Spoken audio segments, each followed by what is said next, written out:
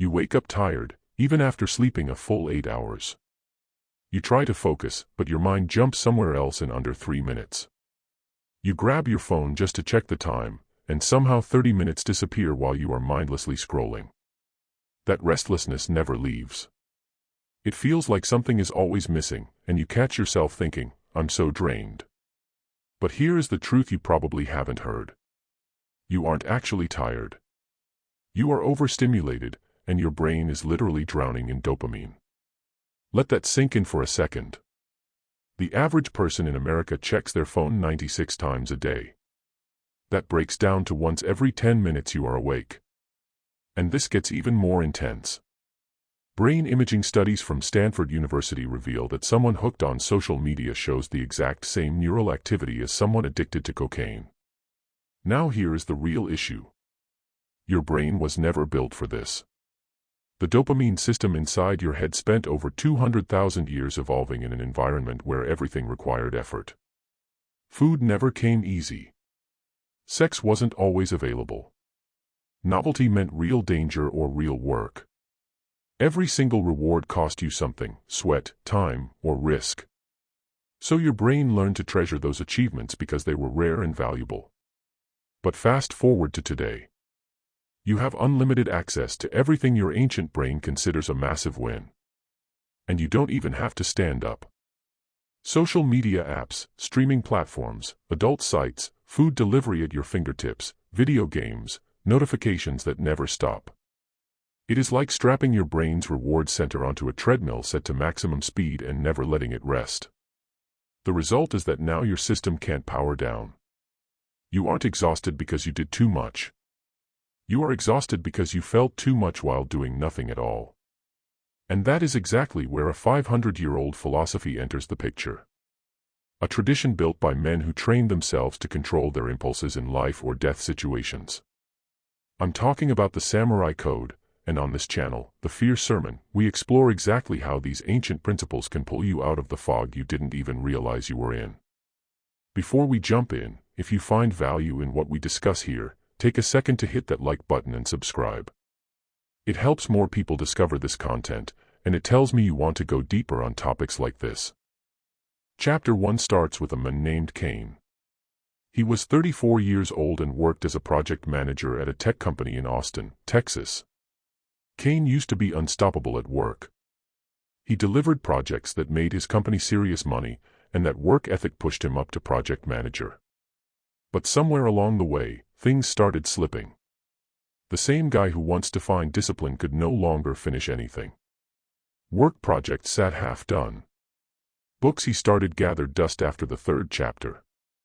Conversations with people lost steam in under a minute. And the scariest part was that nothing felt good anymore. Food tasted bland. Music just filled the silence. Even sex felt mechanical, like a task. It was as if someone had turned the volume of his entire life down to a dull hum. Some nights, he would wake up at 3 in the morning to use the bathroom, grab his phone just to see the time, and suddenly it was 5:30 and he had burned through hours of TikToks from strangers doing things he didn't even care about. And the question that kept circling his mind was simple. Why can't I just stop? Then one Saturday afternoon, while he was procrastinating on YouTube instead of doing what he needed to do, Cain stumbled onto a video about Bushido, the honor code of the samurai. One sentence in that video stopped him cold. A samurai who cannot control his own mind is already dead, even if his heart still beats. Cain hit pause and read those words again. Something shifted inside him. He was alive, but he wasn't truly living. His body functioned, but his mind had been hijacked. That night, he made a decision.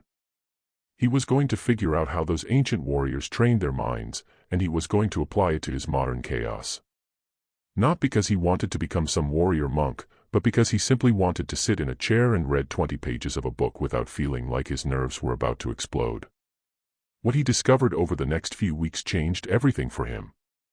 The first idea Cain encountered was a concept called mushin, which in Japanese means empty mind or mind without ego. Now, I know I've touched on this before in other videos on the Fear Sermon, but I always circle back to these definitions because there might be someone here hearing it for the first time. For a samurai, mushin was the mental state trained specifically for combat. When a swordsman entered that state, he stopped thinking about the next strike. He just moved. No hesitation. No fear. No attachment to whether he won or lost. His mind was completely in the moment, but also completely detached. And here is the part that hit Kane hard. Mushin isn't about fighting your urges or squashing them down.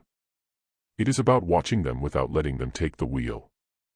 Let me give you a real example. Whenever Kane felt that familiar itch to grab his phone, that mental tug that felt almost physical, he used to have only two responses. Give in immediately, or try to resist with sheer willpower. That second option usually lasted about 4 minutes before he cracked and felt even worse. Mushin offered him a third way. Just observe the urge like you would watch a cloud drift across the sky. Don't judge it. Don't fight it. Just notice it. The impulse still existed, but it lost its grip because Kane stopped identifying with it. It wasn't, "I need the phone," anymore. It became, "My brain is having a conditioned craving right now." Modern science backs this up completely. Research from Yale University by Dr. Judson Brewer showed that mindfully observing a craving lowers its power by as much as 60%. That works way better than brute force suppression. When you try to suppress, you actually feed the urge with attention and resistance. When you simply observe, you create distance between yourself and the craving. Kane started practicing this immediately. Every time he felt the pull toward his phone, snacks, adult sites, or YouTube, he stopped fighting. Instead, he sat still, took a breath, and paid attention. Where did he feel it in his body? What thoughts came with it? What story was his mind telling him in that moment? The first few days, he still gave in most of the time. But something had already changed. It wasn't automatic anymore. There was now a moment of awareness before the action. The second pillar Kane discovered was shugyo, which means austere training or discipline built through discomfort. The samurai took this to extreme levels. They would meditate under freezing waterfalls in the middle of winter. They would fast for long stretches. They would march for days without sleep. They deliberately exposed themselves to cold, hunger, and pain because they understood something crucial. Too much comfort weakens the will. When you never feel cold, your body forgets how to adapt. When you never feel real hunger, you lose gratitude for food. When you never sit with boredom, you lose the ability to simply be with yourself. And that was exactly Kane's problem. And maybe it is yours too. Think about it. When was the last time you felt genuinely bored? No podcast in your ears. No music playing.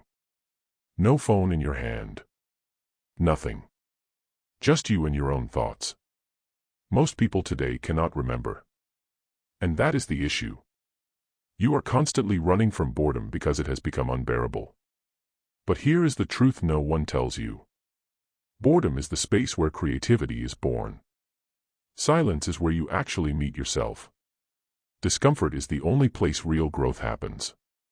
So Kane designed a modern version of shugyo that fit his world. He wasn't about to sit under an icy waterfall, but he was going to do something equally hard for someone living today. He committed to a total dopamine detox for 21 days. That meant removing every source of easy stimulation. The rules were simple but brutal. No social media, so he deleted Instagram, TikTok, Twitter, Reddit. No streaming services, so he uninstalled Netflix, Prime Video, Twitch. No adult content. No video games. No background noise music unless he sat down intentionally to listen. No endless news scrolling. And his phone went into airplane mode every night after 8 p.m. So what was left? Books. Walks outside. Real face-to-face conversations. Exercise. Writing in a journal. Cooking meals. Silence. It sounds peaceful on paper, but the first 3 days were torture. Kane wrote in his diary that his brain felt like it was screaming. Physical restlessness that wouldn't quit. Irritability that made him snap at nothing. He would reach for his phone out of habit 40 times a day and find nothing there. That emptiness made him angry at himself, at the world, at everything. His mind felt like a child throwing a tantrum in a grocery store. And here is what was actually happening inside his head.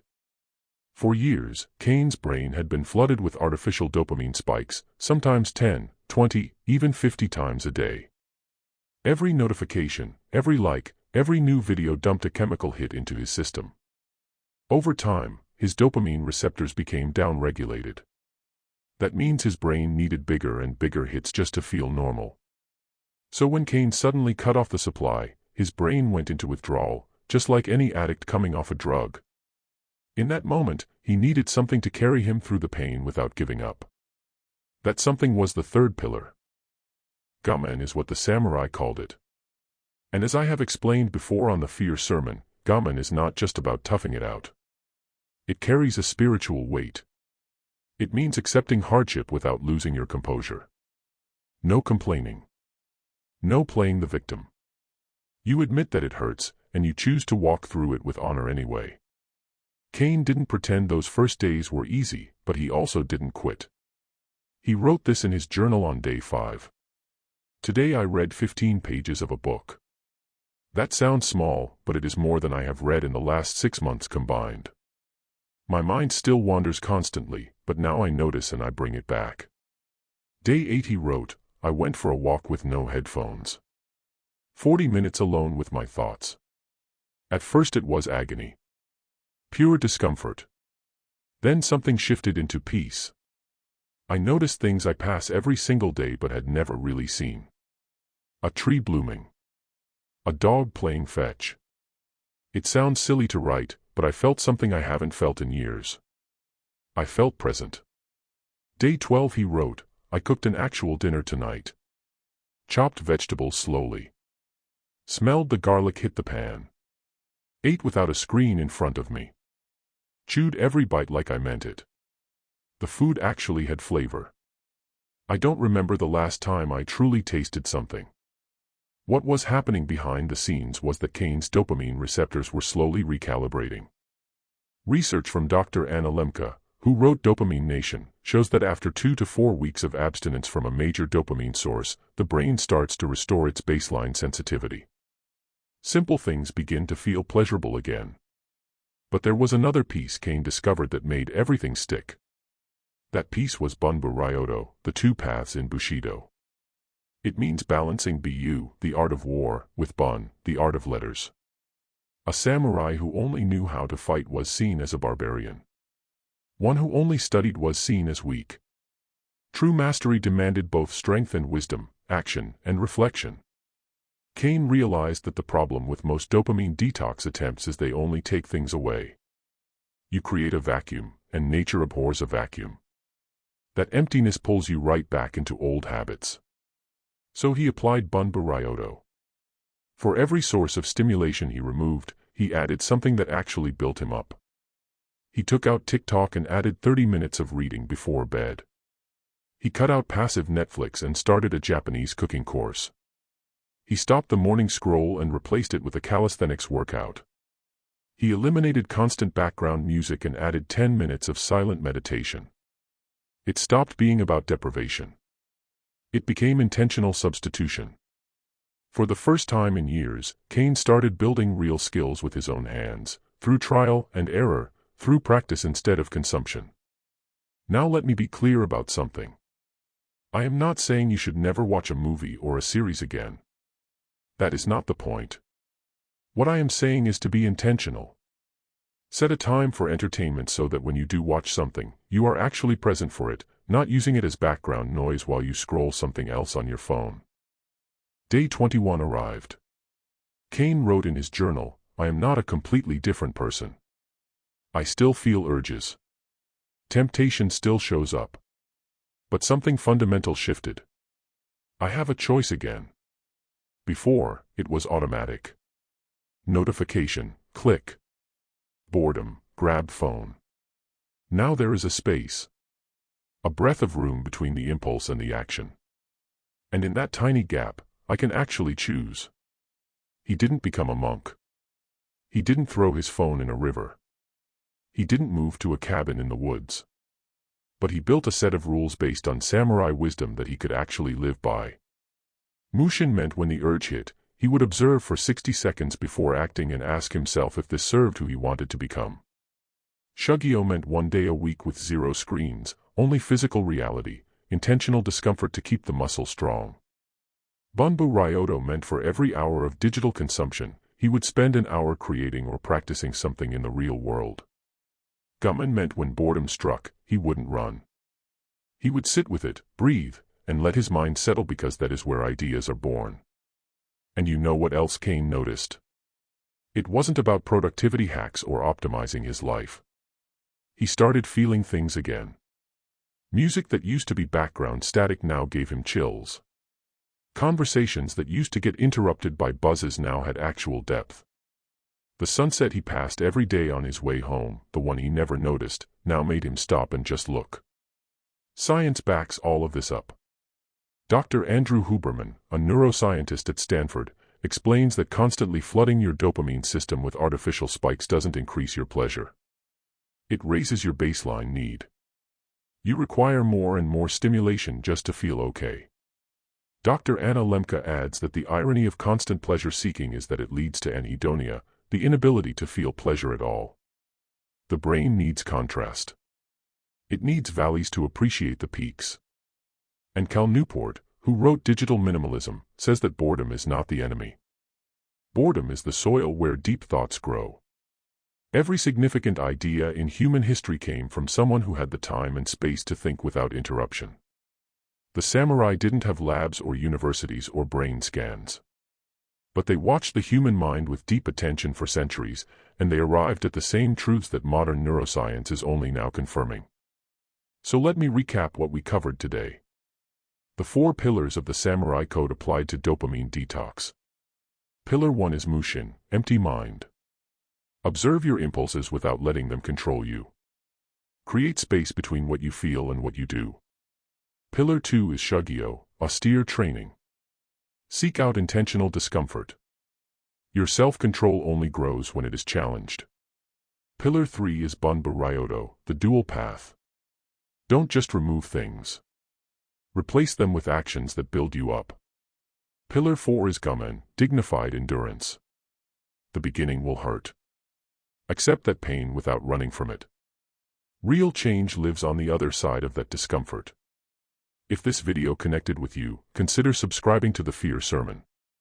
We put out content just like this, blending ancient philosophy with modern science to help you grow in ways that actually last.